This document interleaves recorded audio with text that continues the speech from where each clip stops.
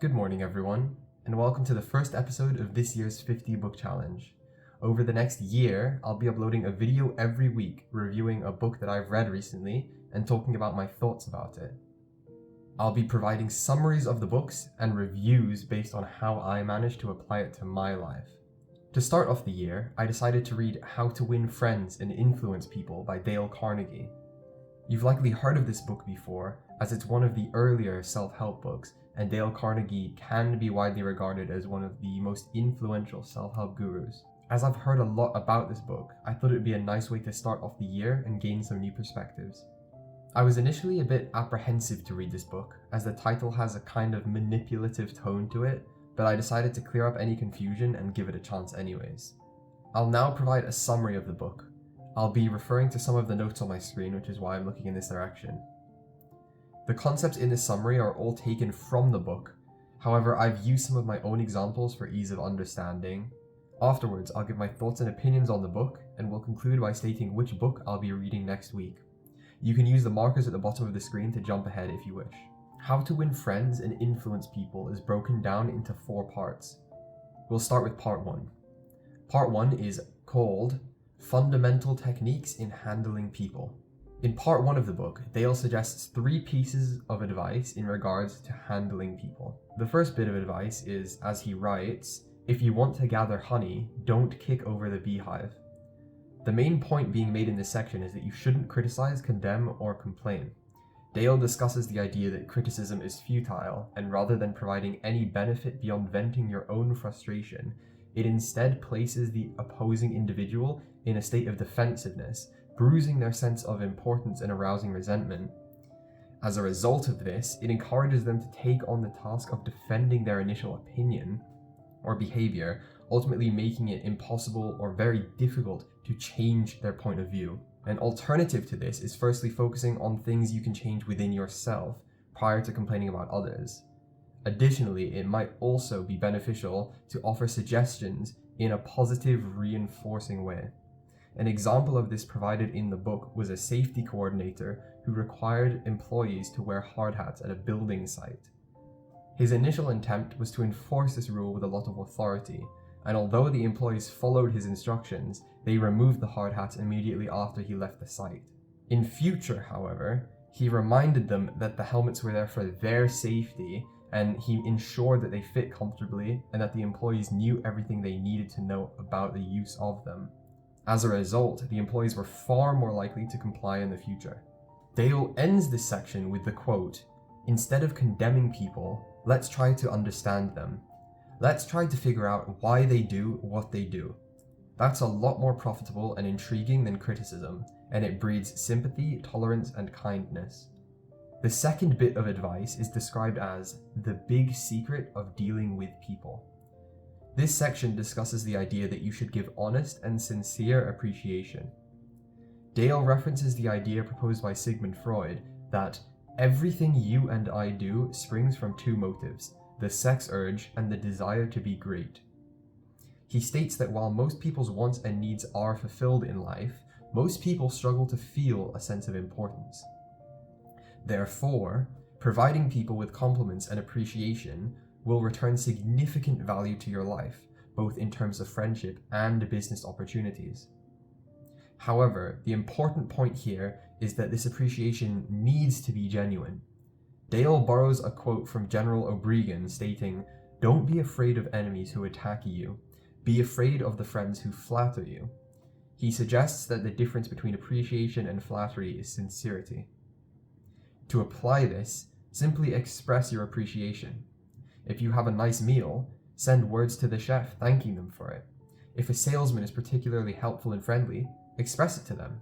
The final bit of advice in this section is, "He who can do this has the whole world with him. He who cannot walks a lonely way." Here, Dale discusses the importance of arousing an eager want in the other person. This can be accomplished by providing a reason why others should want to engage with you and your requests. Dale explores this through his personal example, in which the ballroom where he hosted his lectures had asked him to pay almost triple the rent. He provides them with the advantages and disadvantages of this situation, stating that the benefit of this rent increase is that they have the ballroom free since he'll no longer be giving lectures there. However, the disadvantage to them is that instead of having an increase in rent, they will have no payments from him. Additionally, the hotel of this ballroom will no longer be receiving publicity from him and all the people attending his lectures. Although this specific example is quite an uncommon situation for most of us, it shows that instead of demanding something, or in Dale's case exclaiming that the price is too high and he won't pay it, it's instead beneficial to come to a mutual understanding of the situation and provide the other person with a reason to want to comply with your request. Part 2 of the book is called 6 Ways to Make People Like You. I'll quickly run through 6 ideas discussed by Dale in this part of the book. Become genuinely interested in other people. This is similar to the previous idea discussed about people having a desire to feel important. By becoming genuinely interested in other people, such as asking questions to learn more about them, rather than only talking to them when you need something, they're more likely to help you with future requests. An extra tip here is to make an effort to remember people's birthdays and reach out to them on those days to make them feel important. Smile. This one's quite simple.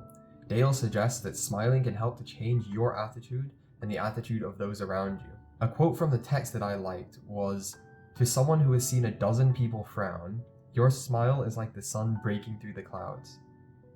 People deserve to see you smile. Remember that a person's name is, to that person, the sweetest and most important sound in any language.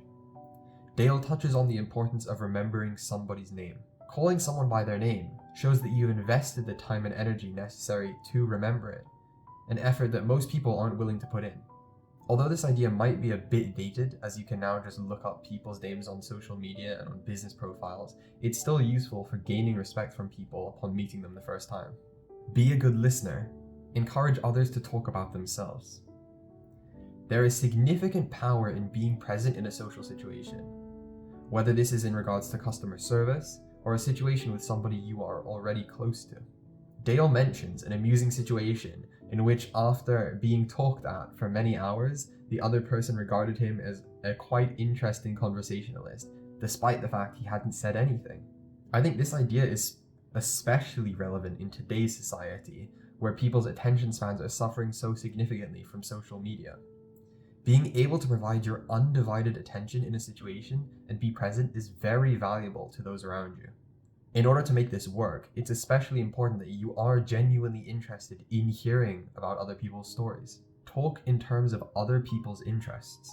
This principle suggests that when you make an effort to engage in conversation with people about topics that interest them, they're more likely to take an interest in you. This can be helpful in developing friendships, but may also provide value in situations when you're seeking assistance and want to build a rapport with someone before making a request. Make the other person feel important and do it sincerely. The final principle in part 2 talks about the value of making simple comments that can boost someone's feeling of self-importance. This might be as simple as complimenting somebody's hair.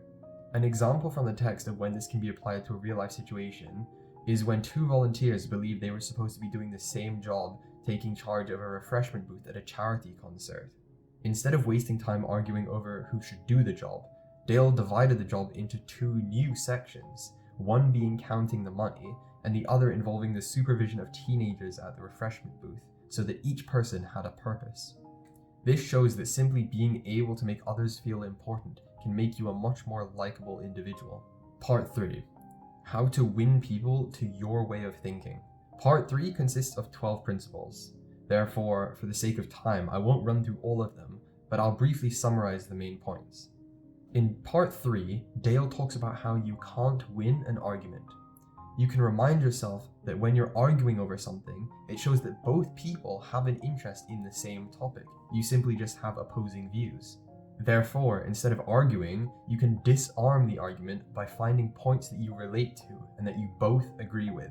After both sides have come to an agreement, you can then propose your side of the argument, and it's much more likely to be taken on board, as the hostility is no longer present. This section of the book also states to show respect for other people's opinions, instead of telling them that they're wrong. When people are wrong, they're likely to figure this out on their own. However, when you point it out to them, they take a defensive stance where they defend their behavior instead of aiming to correct it. This means that they're less likely to admit their mistakes and therefore less likely to change. Similarly, if you are the one who's made the mistake, it's important to admit it wholeheartedly and quickly after the mistake has taken place. The consequences of the mistake can be minimized if you admit to it and take responsibility for the actions. However, if you try to hide it, the consequences will be significantly worse. Something that might be valuable to providing feedback and requesting assistance is by beginning in a friendly way. For example, if you're making a complaint about a product you've purchased, you can begin by stating that you value the company and explain the reasons why you chose their product in the first place. You can then state your complaint and conclude it by saying that the reason why you're complaining is because you don't want to see the quality of this company diminish. Dale mentions the idea of getting another person to agree with a statement twice. He refers to this as getting the yes, yes response. This can be done by providing statements that are likely to elicit a response of agreement. For example, an internet salesman might ask a question such as, "Do you use the internet?" and then follow up with, "Would high-speed internet improve the quality of your life?" Both of these questions are likely to be responded to with a yes. However, when I was reading this, I did think that this could lean into a perhaps manipulative use of human psychology, so I was a bit cautious about using this one in my real life. Let me know how you feel about this technique in the comments below, and if you think that it's reasonable to implement. Another idea discussed here is to let the other person do most of the talking by asking them questions about themselves that are unrelated to the point of your discussion. For example, if you were asking someone for a favor at their company, you might talk about how interesting you found their story, perhaps if they'd started in a shed and worked up to owning a big corporation. This gives them the opportunity to reminisce on their success and encourages a positive discussion. Furthermore, letting someone feel as though an idea is theirs might make them more likely to take on that idea. For example, think of an artist who intends to sell a painting to someone, but they refuse to purchase it. If the artist goes to them and asks them, "What changes can I make to this painting that will make you like it more?" the person might be more likely to buy it after those suggestions have been implemented, as they feel as though they had an impact on the final completion of that work. Two other ways to encourage someone to take on your method of working can include providing a challenge and dramatizing your ideas. To take a break from the business examples, I'll mention Dale's example of dramatization in family life. He talks about a family that's struggling to get their children to clean up their toys after they play with them. Instead of making them do this as a chore, they instead turn it into a game. The parents created a train that goes around the living room and picks up toys. Therefore, by turning it into a game, it makes it enjoyable for the children to engage in, and they're more likely to do what the other person wants them to. In regards to presenting a challenge, Dale suggests the idea of encouraging a desire to excel. For example, a production facility that's struggling to meet their quota might put a poster on the floor stating the number of items produced by the previous shift. This will then encourage the individuals of the next shift to work harder to produce more than this number, taking advantage of their natural competitive nature. Part 4 of the book is Be a Leader: How to Change People Without Giving Offense or Arousing Resentment. Potentially one of the most valuable leadership skills Dale suggests in this book would be the idea of praising good behavior instead of punishing bad behavior. If the desire is to correct somebody who isn't performing at an adequate level, you can reinforce their good habits by praising them and acknowledging their hard work in that specific area. If somebody's rushing their work and not paying attention to detail, instead of reprimanding them for this behavior, you can instead tell them that you appreciate when they put extra effort into paying attention to detail. Another way to provide feedback is by indirectly calling out mistakes. Dale mentions a fantastic piece of advice that I really enjoyed learning about. He suggests that you can start by providing positive feedback, and instead of saying "but" afterwards, you can instead say "and." The example he provides is a child who has improved his school grades but is still lacking in algebra. He talks about how some parents might approach this by saying, "We are proud of you for making an effort to increase your grades, but if you worked harder, you would have been able to do better in algebra." Instead of this approach, they can say, "We are proud of you for putting in extra work, And if you continue to maintain this increased level of work, your algebra grade can be up with the rest of your grades. It seems so simple, but this can provide an incentive to work hard without the individual questioning the sincerity of the initial praise. Asking questions instead of giving direct orders can encourage people to follow them. This may be accomplished by asking questions such as, can anyone think of a different way to accomplish this task? As a result, people are more likely to engage and attempt the task at hand, rather than if you had commanded the group by saying, I need you to do this task. Another valuable skill for encouraging people to stay focused on their work is to make mistakes feel easy to correct. For example, if someone is lacking in a particular part of their job, instead of telling them that they're failing or that they're no good at it, a valuable alternative might be to inform them that you have faith in their ability to correct it. If you provide them with this confidence, they'll likely put in extra effort to prove you right. To conclude, this links to another valuable point that Dale discusses, which is the power of encouraging people to live up to your expectations. If you give someone a good reputation, they'll want to maintain it in your eyes. A way to implement this might be, for example, stating that you know how hardworking an individual is upon assigning them a difficult task. Or perhaps if making a complaint about something, you mention that you know the person is reasonable and therefore you feel justified in informing them. These people are far more likely to go through with your suggestion as they want to live up to the view that you hold of them in your head. That concludes the summary of the book, and I'll now discuss my thoughts. I found part 1 to be particularly beneficial to me. I've recently taken on the responsibility of managing a club at my university, and learning how to provide feedback to people in a comfortable way is an absolutely necessary skill. Additionally, being able to encourage others to complete work by providing them with a personal incentive produces much greater results than merely leaving them to believe that they're completing the work for me. Despite the fact that the book was written in the 1930s, it's surprising to see how relevant a lot of the ideas remain. I feel like it suggests that there are fundamental practices to creating a pleasurable and beneficial social interaction, and that the values discussed in the book will provide great results. I also think that it just shows that natural human behavior relies on these ideas. I was also pleasantly surprised to see that some of these ideas feel more relevant in the modern age than they were in the past when this book was written. I feel like this is most relevant when it talks about being present in situations. As I mentioned before, with people constantly being bombarded by social media updates, notifications, stuff like that, it's becoming increasingly harder to become present in situations when you're talking to other people. For example, if you're having a conversation with someone and they're sitting there texting on their phone, it's very hard to engage with other people. So in this world of attention economy, being present in a situation and being attentive to what the other person is saying can give you such significant benefits that other people aren't taking advantage of. However, some of the ideas discussed in this book definitely aren't as relevant as they would have been in the 1930s when Dale wrote this book. For example, having a personal conversation with a manager of a business is less likely to take place now, as most interactions take place over email or through automated responses. Also, for a lot of people reading the books, we aren't going to be business owners or in a high status position. So knowing how to take control of a group of workers might not be particularly relevant to us. However, I still think that a lot of the advice given in this book is relevant to situations with friends and family, even outside of the workplace. In terms of readability, I found this book relatively easy to read, especially as it's broken down into 4 sections.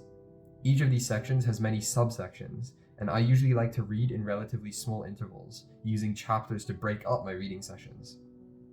As this book was structured into many sessions, it allowed me to read one part wherever I was, rather than being left hanging in the middle of a chapter.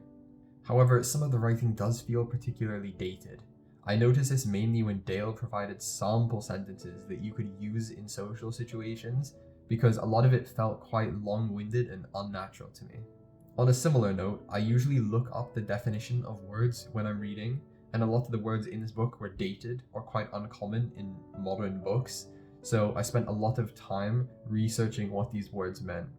Although it increased my vocabulary, it's not very relevant to me, and it made the book sort of difficult to read at times.